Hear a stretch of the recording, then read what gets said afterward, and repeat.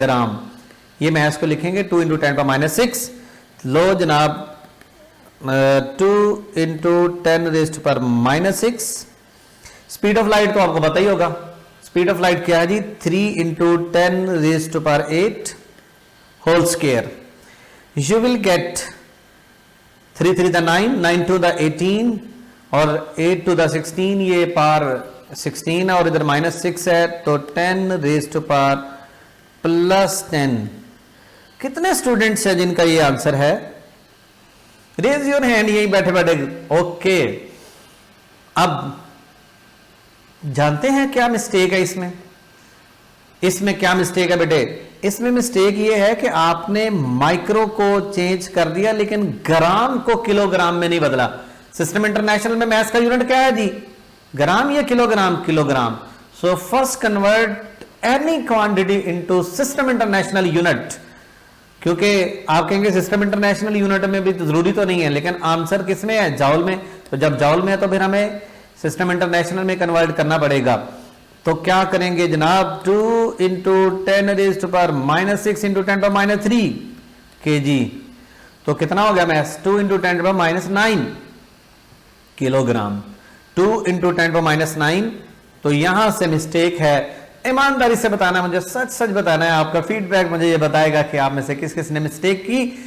याद रखिए क्लास में तो मैं बच्चों से पूछ लेता हूं ऑन द स्पॉट, बताओ किस किस का क्या आंसर है और किसने क्या मिस्टेक की, और वहां पर भी बहुत सारे स्टूडेंट सच नहीं बताते। लेकिन फिर मैं कहता हूं कि जो सच नहीं बोलेगा उसने शायद उसकी जिंदगी का आज आखिरी दिन हो, तो फिर सारे फटाफट हाथ खड़ा करते हैं। या फिर मैं कहता हूं यार अपने सर पे हाथ रख के बताओ आपका आंसर क्या है। तो जिंदगी बहुत प्यारी है। तो फिर देखें हमेशा सच बोलना चाहिए। ये जरूरी नहीं है कि इतनी बड़ी बड़ी कसम देनी चाहिए। ओके बेटा, मुझे उम्मीद है कि आप सबका आंसर सही होगा। यकीन माने मुझे सही आंसर की ज्यादा खुशी होगी, गलत आंसर की कोई खुशी नहीं होती, ठीक है। लेकिन अब ये मत सोचिएगा कि आज गलती हुई है तो शायद आइंदा भी मिस्टेक हो। अब मैंने बता दिया कि ये छोटी सी बात थी। आप सोच रहे होंगे शायद इंडिविजुअली आप बैठे हुए ना, आपको क्लास में पता होता है कि शायद इसका सही आंसर, प्रीवियस मेरा एक्सपीरियंस है कि 10 बच्चे सही जवाब देते होंगे, 100 बच्चा गलत जवाब देता है। इतनी स्पीड में सॉल्व करते हैं। अब आप इतनी स्पीड में क्या 45 सेकंड में जब आपने सॉल्व करना है तो मिस्टेक तभी होती है। तब आप तो बेटे एंट्री टेस्ट में टाइम मैनेज कैसे होता है? जब आप कॉन्सेंट्रेट करना सीख जाएं। एंट्री टेस्ट में अभी तो खैर फिजिकली इंशाल्लाह ताला ये पॉसिबल होगा, मुझे बड़ी उम्मीद है। ऑनलाइन जो सिस्टम है, कोरोना की वबा अल्लाह करे कि पूरी दुनिया से ये खत्म हो जाए, तो जब फिजिकल टेस्ट होगा तो बेटे जब आप टेस्ट दे रहे होंगे तो आपको इधर उधर की कोई खबर नहीं होगी। आपने जब कॉन्सेंट्रेट करके सॉल्व कर रहे हो ना, तो ये तमाम की तमाम जितनी भी आपका जहन है, ठीक है ना, तो उसको एक जगह पे कॉन्सेंट्रेट करना, फोकस करना। जैसे कन्वेक्स लेंस तो आपने देखा ही होगा या सुना होगा। कन्वेक्स लेंस क्या करता है? जितनी भी रेडिएशन आती है सन से, उनको क्या करता है? एक पॉइंट पे फोकस कर देता है। अच्छा, कभी आपने ये लेंस कई स्टूडेंट्स ऐसे होते हैं, कई लेजेंड स्टूडेंट्स होते हैं जो कन्वेक्स लेंस वगैरह को डिटेल्स नहीं पढ़ते कि कन्वेक्स लेंस क्या, कनकेव लेंस क्या है या मिरर्स क्या है। वो लेजेंड स्टूडेंट्स क्या करते हैं? कन्वेक्स लेंस है, दादा अबू की ग्लासेस हैं, ग्रैंड मदर की, या वैसे उनके पास लेंस है, तो क्या करते हैं? दिन की रोशनी में सनलाइट फोकस करते हैं और कागज या पेज के ऊपर वो फोकस करवा के कहते हैं ओ देख कितना हीट हुआ है, या किसी के नेल के ऊपर लाइट को फोकस करवाते हैं और एक दूसरे से कहते हैं ना हीट फील हुई है, ये देखो कागज जल गया। लेकिन बाकी इसके अंदर की फिजिक्स नहीं पढ़ रहे। तो बेटे फिजिक्स इन्वेस्टिगेशन का नाम है। तो अभी मैं जो डेफिनेशन की बात कर रहा था, the study of physics involves investigation. So investigate किया करें हमारी जिंदगी में, हमारे रूटीन में, हमारे एनवायरनमेंट में जो कुछ भी होता है उसको इन्वेस्टिगेट किया करें। लेकिन गलत इन्वेस्टिगेशन नहीं होती कि आप बैठे हुए हैं साथ वाले रूम में कोई बात कर रहा है तो आप कान लगा के सुने कि हाँ इन्वेस्टिगेशन कर रहे हैं। सर ने कहा था कि फिजिक्स का इन्वेस्टिगेशन का दूसरा नाम है, ये इन्वेस्टिगेशन नहीं है। I mean to say that कि इन्वेस्टिगेशन वो वाली जो न्यूटन ने की थी, एन एप्पल फॉल्स। तो आप भी इस चीज के बारे में सोचें कि स्टडी ऑफ मोशन या sorry physics involves investigation. Investigation मैं आपको समझा देता हूं। आप बैठे हुए हैं, मुझे सुन रहे हैं, इन्वेस्टिगेट करें कि मैं मेरी आवाज या ये वीडियो आप तक कैसे पहुंची। That is due to radiation, that is due to electromagnetic waves. और ये इलेक्ट्रोमैग्नेटिक वेव्स, इलेक्ट्रिक सिग्नल्स, ये किसने हमें बताया? फिजिक्स ने। और अगर आप ये इलेक्ट्रॉनिक मीडिया को छोड़ दें, वैसे ही आप एक दूसरे को देखते हैं, तो क्यों? ये भी हमें फिजिक्स बताती है कि किसी भी ऑब्जेक्ट को देखने के लिए उसके ऊपर अगर लाइट फॉल करती है तो वह हमें क्लियर नजर आता है। तो फिजिक्स में क्या इन्वेस्टिगेट? Laws of motion. अब लॉज ऑफ मोशन क्या है बेटे? मैंने आपको बताया था, ये बात जहन में रखिएगा, फिजिक्स में फार्मूला होगा, इक्वेशन होगी, हमने उस इक्वेशन की स्पिरिट, उस इक्वेशन को अंडरस्टैंड ऐसे करना है कि जब हम इक्वेशन समझ जाएंगे तो इक्वेशन, फॉर एग्जांपल मैं आपको कहता हूं, एक इक्वेशन ऑफ मोशन कितनी है? 3, जो आपने लीनियर इक्वेशन ऑफ मोशन पढ़ी है। तो 3 equation of motion linear motion को हर लिहाज से डिस्क्राइब करती हैं। तो किसी भी मोशन का एक फार्मूला या एक इक्वेशन उसको अंडरस्टैंड कर लेना तो उस मोशन के बारे में तमाम इंफॉर्मेशन हमें मिल जाती है। तो हमने क्या सीखना? इक्वेशंस को अंडरस्टैंड करना, फार्मूला को अंडरस्टैंड करना। तो ये फॉर एग्जांपल मैं आपको आपके सामने ये एक पिक्चर अपीयर हो रही है। इसमें आप देखें कि मेरे 2 दोस्त बड़े अच्छे मेरे कोलीग्स भी हैं जिनसे आप पढ़ते भी हैं। मेरे राइट लेफ्ट मेरे प्यारे से दोस्त राइट साइड पे शुएब अनवर साहब बैठे, स्लिम स्मार्ट, ठीक है। और लेफ्ट साइड पे आप गेस कीजिए कौन है? मैं तो नहीं उनका नाम लूंगा, लेकिन मैं इतना बता दूंगा कि वो इंग्लिश पढ़ाते हैं। ओके, सो इन दोनों की मोशन को आप एक्सप्लेन कर सकते हैं? Vibratory motion. ये देखिए, मैंने केमिस्ट्री वाले सर को वाइब्रेट करवाया। अब देखें ये कितना मुश्किल हो रहा है मेरे से लिए। तो अब ये इक्वेशंस ऑफ मोशन, ये जो आप देख रहे हैं ना, इनकी इन्वेस्टिगेशन हम कैसे करेंगे? इसको इन्वेस्टिगेट करेंगे, क्या करेंगे? इसकी इक्वेशन बनेगी और इक्वेशन में हम ईच एंड एवरीथिंग एक्सप्लेन करेंगे। आप सोच रहे होंगे क्या क्या एक्सप्लेन करेंगे? सबसे पहली बात क्या है? हम एक्सेलरेशन, वेलोसिटी, डिस्प्लेसमेंट, एनर्जी, कौन कौन सी, kinetic energy, potential energy, momentum, each and everything, ये मोशन से ही रेलेवेंट है ना, इनको अंडरस्टैंड करेंगे। तो ये इनको अंडरस्टैंड करना है, किस तरह से अंडरस्टैंड करना है? इक्वेशन हमें मिलेगी तो इसको इजीली हम अंडरस्टैंड करेंगे। ओके, ये भी एक मोशन है, ये लीनियर मोशन है फुटबॉल की, साथ साथ रोटेशनल मोशन भी है। इनके अपने फार्मूले होंगे। तो अब इक्वेशन ऑफ मोशन किस तरह की होगी? लीनियर मोशन की अलग, रोटेशनल मोशन की अलग, ठीक है, वाइब्रेटरी मोशन की अलग। तो हमारे सिलेबस में मैकेनिक्स में लीनियर मोशन ही है, रोटेशनल है, वाइब्रेशनल भी है और सर्कुलर भी है। ये चारों एमडी कैट में है। सबसे पहले हम चैप्टर नंबर 3 में पढ़ते हैं linear motion, chapter number 5 circular motion और रोटेटरी ऑर्बिट, रोटेटरी भी है, और वाइब्रेटरी हम चैप्टर नंबर 7 में पढ़ेंगे। लेकिन यहाँ पर अब चैप्टर्स नहीं होंगे, क्या होंगे? यूनिट्स। तो जैसे जैसे आगे आते जाएंगे हम उनको डिस्कस करते जाएंगे। लेट्स आगे क्या है? इंट्रोडक्टरी फिजिक्स में और क्या चीज है? Interaction between different particles. 2 particles के दरमियान अट्रैक्शन होती है, रिपल्शन होती है, जैसे कूलम्स लॉ में हम पढ़ते हैं। ये भी फिजिक्स। और the nature and types of forces that hold the material together, you know, basic forces कौन कौन सी हैं? ग्रेविटेशनल फोर्स, इलेक्ट्रोमैग्नेटिक फोर्स, ये जो इलेक्ट्रिक फोर्स और मैग्नेटिक फोर्स है उसका कंबाइन कर दिया इलेक्ट्रोमैग्नेटिक फोर्स। और weak force, nuclear weak force, nuclear strong force. तो ये भी हम फिजिक्स में ही स्टडी करते हैं। The interaction of electromagnetic radiation with matter, you know, chapter number 19, photo electric effect, Compton effect. ये मॉडर्न फिजिक्स है। बहरहाल ये फिजिक्स की थोड़ी सी इंट्रोडक्शन थी। हम आगे बढ़ते हैं। ये भी एक सवाल आया हुआ है यूएचएस में, ये इस टाइप के, ना सिर्फ यूएचएस की हम बात करेंगे, नाम यूएचएस या पाकिस्तान में कोई और यूनिवर्सिटी, तो हमें उन टॉपिक्स को अंडरस्टैंड करना है। सवाल बड़े सिंपल बनते हैं लेकिन तब सिंपल लगेंगे जब आपको टॉपिक की समझ आएगी। So what are areas of physics? What is difference between areas and interdisciplinary areas? 2 अलग अलग लफ्ज हैं, आप बता सकते हैं मुझे क्या फर्क है? Areas of physics and interdisciplinary areas. बेटे एरियाज ऑफ फिजिक्स क्या है? जो फिजिक्स, प्योर फिजिक्स की ब्रांचेज हैं, जहां पर कोई और साइंस की कोई और ब्रांच फिजिक्स के साथ कोई रिलेशनशिप, कोई इंटरेक्शन, कोई रिश्तेदारी, कोई एटसेट्रा फिजिक्स के साथ इन्वॉल्वमेंट नहीं होती, वो है प्योर फिजिक्स की ब्रांचेस। ये आप रोक के वीडियो को यहां पे इनको पढ़ सकते हैं, इनको याद नहीं करना, सिर्फ अंडरस्टैंड करवा रहा हूं आपको। And what are interdisciplinary areas when physics overlap with other branches of physics? You know astrophysics, astronomy, इल्म फल्कियात और फिजिक्स, ये दोनों एक का आपस में जब इंटरेक्शन होता है तो इसको कहते हैं एस्ट्रोफिजिक्स। और ये फिजिक्स की इन्वॉल्वमेंट है किसके साथ? एस्ट्रोलॉजी के साथ। बायोफिजिक्स, बायोलॉजी और फिजिक्स, बेटे बायोलॉजी भी फिजिक्स के बगैर अधूरी है। और मेडिकल में आप सोच रहे होंगे कि एंट्री टेस्ट में आगे फिजिक्स का क्या काम है? फिजिक्स के बगैर डॉक्टर किसी काम का नहीं है। आप सोच रहे होंगे ये कैसे हो सकता है, मैं समझा सकता हूं आपको।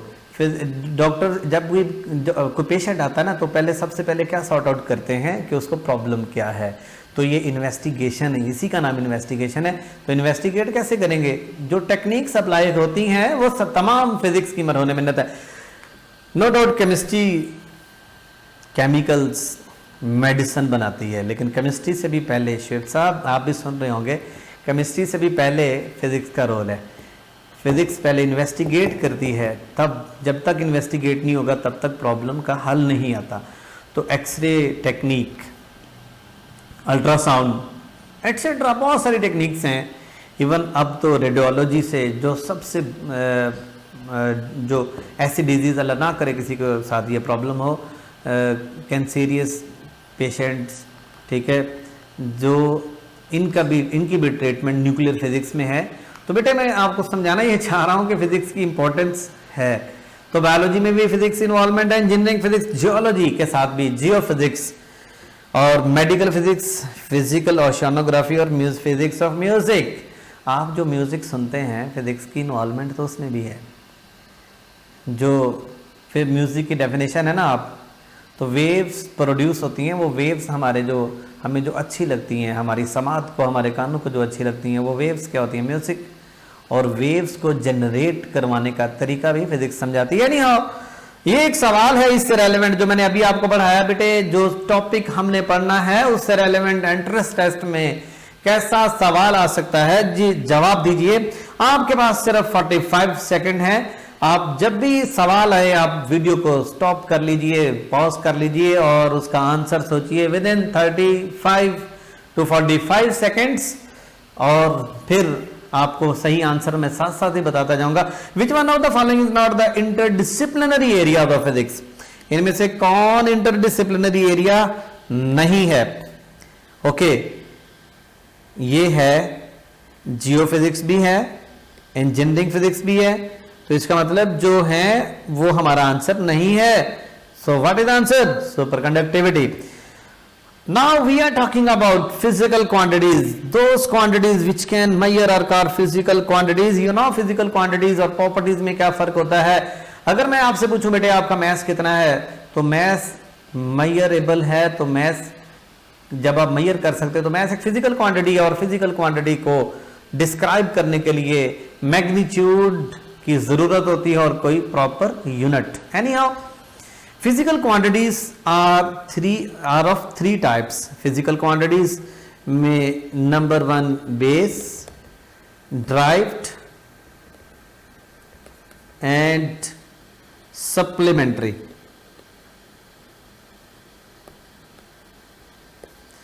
Supplementary का एक और नाम भी है geometrical.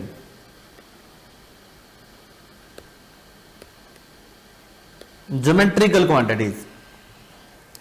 So base quantities are 7. 9th class से पढ़ते आए हो ये 7 बेस क्वांटिटीज के बारे में। और ड्राइव क्वांटिटीज कितनी है? अनलिमिटेड। जो बेस क्वांटिटीज से बनती हैं वो ड्राइव क्वांटिटीज हैं, बहुत सारी हैं। वेलोसिटी है, एक्सेलरेशन है, फोर्स है, पावर है, एनर्जी है, वर्क है, torque, angular momentum, linear momentum and etcetera. बहुत सारी क्वांटिटीज हैं जो ड्राइव क्वांटिटीज में आती हैं, एरिया, वॉल्यूम।